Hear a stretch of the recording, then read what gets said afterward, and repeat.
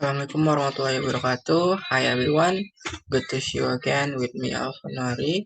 So in this video I'm going to give a presentation about comparative literature.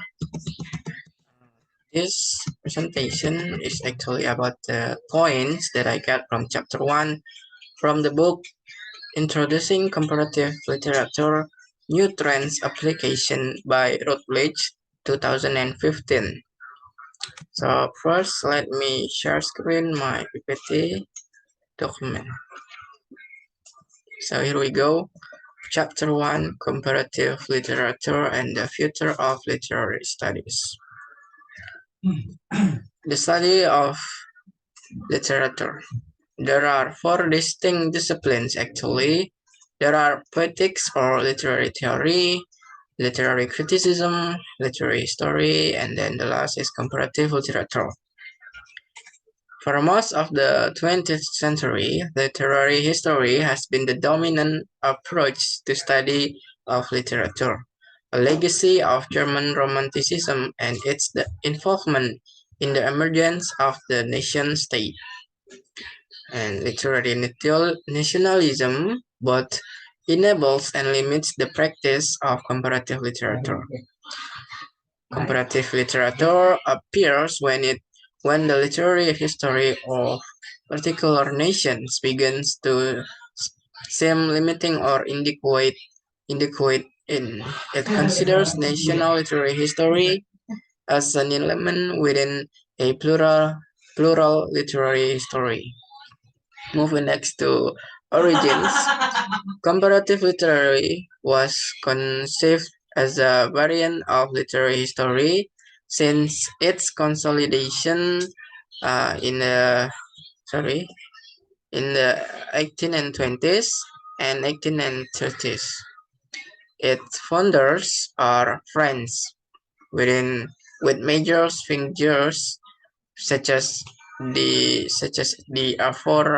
aforementioned Violman. Next slide. Historical vicissitudes. The growth of comparative literature depends on individual achievements since the middle of the 19th century.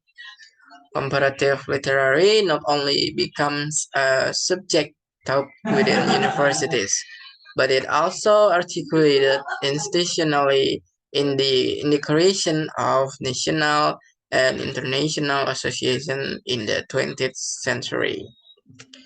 And then we move to the next slide. The next slide is theoretical and ideological vicissitudes.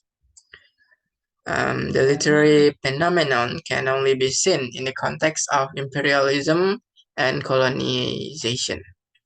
Western culture here comes to be seen as a tool of oppressive power, for if no single culture is by right privileged over any other, and if all existing literary works are potentially comparable with one another, then the designation of some works as classics, as core or canonical,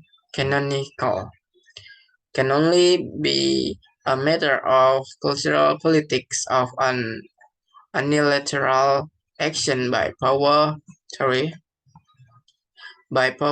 structures seeking to minimize cultural expressions from the margins. Next, we move to the postmodern crisis. Susan Basnet, at the end of the 20th century, will affirm that today comparative literature is, in one sense, is dead.